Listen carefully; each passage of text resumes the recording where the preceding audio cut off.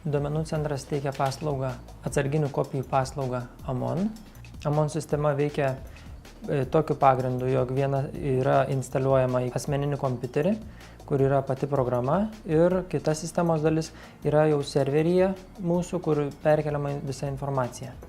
Vartotojas, norėdamas pradėti naudoti sistemą, turėtų užsiregistruoti internete, parsisiųsti programinę įrangą ir ją įsidiegti į savo kompiuterį.